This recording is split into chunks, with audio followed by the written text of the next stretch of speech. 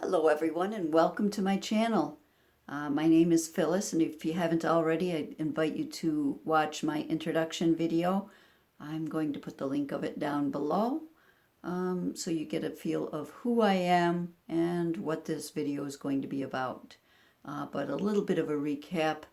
I'm a nurse in a juvenile detention maximum security center, and I'm planning to do this channel kind of like a video diary to help people who want to follow along with me who might be going through some of the same things that I'm going through. It's a very stressful time for all of us. It's April of 2020. For those of you who don't know what's going on at this time frame, maybe you're watching this from the future. There's a worldwide epidemic right now, and right now in my little town, we are staying in place, staying home, except for essential workers, which are nurses like me and grocery store clerks and people with important jobs like that. All right, so I'd like to share with you some of my recent journey regarding all of this craziness that's going on. And so I work for basically, they don't like to call it a prison, but it's basically a children's prison. And medical, where I work, is just medical. It's not mental health. There's a different mental health team for that. There's the clinicians and the social workers that deal with the mental health side of things. We do deal slightly with it in that we can take the doctor's orders and we pass the meds. And I have a history of working a few years in a psych center before I got this job, a psychiatric hospital. So I do know therapeutic technique, and when I have dealings with the kids, I'm therapeutic in how I present myself. But other than that, I'm not involved in their treatment or any of that. However, I have a passion for mental health treatment and issues. I recently became a yoga teacher, a yoga instructor, and I also took 2 40-hour courses, one through Liberation Prison Yoga, and I'm trying to think of the name of the second thing. I'm trying to think of even the acronym. And it's escaping me right now, but I'll come back to that if it pops in my head.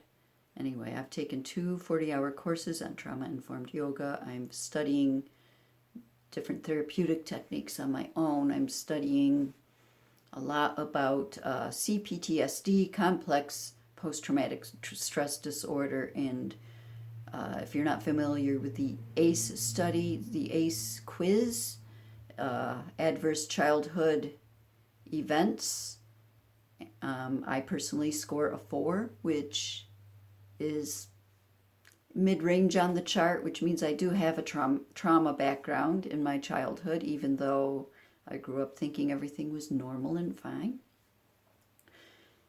And so I love my phone. I am doing this in a single take, so no retakes. Gotta readjust this. All right, so if you're not familiar with ACEs, with the ACE quiz, go Google that when you get a moment and take the quiz yourself. You might be kind of surprised at your result. If you have a 3 or more, then you have enough trauma in your background that it affects your adulthood life, and it can affect your physical health as well. And there's a lot of articles on that. I'll leave it to you to study that if you're interested. With all this being said, I've been trying for a couple of years to get into my work's DBT training. I've always been interested in DBT. I've never studied it formally before. I've never had opportunity. And being just a nurse in just medical, I've been turned down for it. Well, this year, I didn't even ask to be in the training. They came to me. They decided that they wanted to have a medical person involved on the treatment team. and to be skillful in DBT. So they invited all of medical, all of the nurses got emailed asking if for a volunteer to be on the DBT team. And my boss came to me personally and said, I know you've gotten interested in this, so here, why don't you call up our head clinician?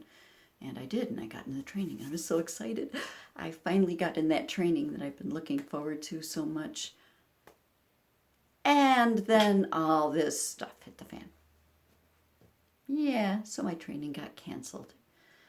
You know, it was going to be 2 weeks, just 5 days, but split between 2 weeks, and I was put in for vacation time for the rest of the time off, so that for 2 weeks I could do nothing but the training for like 3 days 1 week, 2 days the next, and have the rest of the time off to enjoy myself, have a little staycay, all that.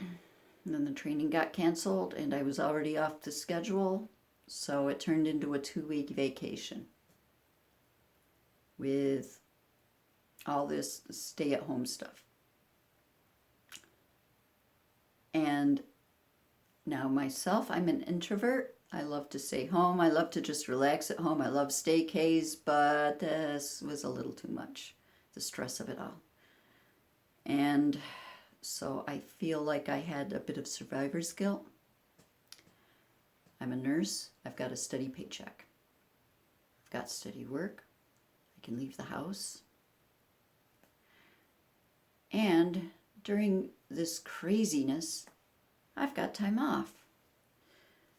But I did call up work and got put back on the schedule for a couple of days. So I worked 2 days, had 4 days off, worked 2 days, had 5 days off, and then I worked a double. Yeah. So mentally, how have I been taking all this? I thought I was doing just fine, except that I find myself getting very, very snappy with the people at home. Very snappy. And I'm very anxious. And I can't even put my finger on it. I mean, that sounds kind of dumb to say. There's all this stuff going on. My daughter actually moved to Brooklyn last year, so she's in the U.S. epicenter of this disease right now, holed up in a little apartment that she shares with 2 other roommates, and she just got laid off from her job because it's non-essential. She's a framer in a art shop, like an art framer. And my other son, who drives Uber and does other jobs on the side, he is out of work. And I have a third son. He's actually doing pretty well. He works for a local TV station, so he's essential. He's getting paid. But, so I do have all these reasons to be anxious. And I also have a history of downplaying all that in my mind and then letting it build up inside. Letting it just build up until it reaches a boiling point, and then boom, I explode. So how have I been dealing with this? First step in solving a problem is recognizing the problem. So I've been doing a lot of soul searching, and I've been doing a lot of evaluation of my feelings. And I've been tuning into it, dropping in, and my mindfulness meditation practice has come in handy. Just stopping and becoming the observer, observing what's going on with my thoughts. When the thoughts become too much, just observing what's going on with my body sensations. And that's helped me tremendously. And how long is this video? I think I have a little bit more time I can spend here. So, other things going on in my household. I've got an 89-year-old mother living here, and I'm going to work as a nurse.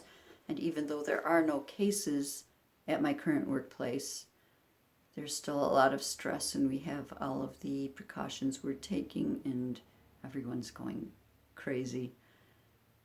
But I get to go out, get out of the house, and I get to talk to real adults outside the house. I get to hang out with my coworkers a little bit. We have been our office is quite big, so the three of us sit in three corners of the room, and so we're at least 6 feet apart from each other. So we've been social distancing even at work. And when I deal with the kids, it's minimal interaction. So, but still I feel guilty going outside the house and coming back in and risking bringing something in to my mother. And my husband, he's a guitar teacher. He's managed to do really well at converting a lot of his classes to online format, and he's been doing master classes that he streams for people. He's been doing live concerts through Facebook Live, and I've helped him with those that I've been home for, and him and I have been doing our Sanskrit chanting, our sacred chanting, free as a Facebook Live on Friday nights. So we've been keeping up with trying to stay busy with all of that, and that's been a good stress relief for me, which is what made me think about doing more of that kind of thing. And I think this Facebook, I think that this YouTube channel thing is another way that I can help myself de-stress, just talking it out with you guys. And so one of the reasons I'm not editing these videos, and one of the reasons I'm not going full force haul, get out with making sure everything is perfect and making sure my backgrounds are perfect, is because I'm doing this for me and for anyone else who might want to listen and benefit from it. So we also, Dennis has been going through some stress. He has his son who's 13 years old. His name is Max, and usually we get Max every other weekend. Because we've got my mother living here at home, and Max is possibly a carrier going back and forth between houses, Dennis and Max's mother decided to have Max stay at Max's mother's during this time. It's creating a lot of stress between Max and his mother. It's creating a lot of stress between Dennis and Max's mother. Although they did come up with a plan to where Dennis goes and visits a couple of times, 2-3 times a week, and takes Max for a nice hour-long walk outside in nature, not around anyone else. And they have been maintaining social distance among themselves, just walking side by side, limiting their physical interactions. But it gets Max out of the house from his mom, gets him some exercise, and they get to talk things out. And they've been talking a lot of things out. And so that's been good. Bad and good. There's good and bad in it because we don't get to have Max here. We don't get to have him for a full weekend. Dennis doesn't get to plan nice outings with him and stay-at-home movie nights and things like that with him. And, yeah. So that's been tough. Another tough part of this that we've had to deal with, and this is a very minor thing. We started up an Airbnb bedroom in our house a year and a half ago, and it's been doing pretty good. It's more of a hobby than an actual income. It gets us a couple of $100s a month, but it's a couple of $100s a month. Well, that's gone. I mean, the listing's still there, but no one's booking, and the ones that have booked for April and May have obviously canceled, and Airbnb is refunding everyone, as I think they should. So I'm not mad at that. And it's been another stressor in our life. So there are many different ways you can deal with these stressful times. Getting out in nature. I've gone for so many walks on my days off. I've got a big, huge garden area in my front yard, and it's filled with leaves, so I've been keeping busy when I feel like I just need to get out of the house, I'll go rake up a portion of the garden, do some gardening work, getting out, getting my hands in nature. I think grounding with the earth is very nourishing for my soul. And we are walking distance to a local park, a local state park with waterfalls, not a playground park. So I've been able to get out and walk in the forest, take some nice long walks there too, and it's easy in that environment to stay socially isolated. You see someone else on the trail, it's easy enough to keep distance from them. And everyone knows enough in my area.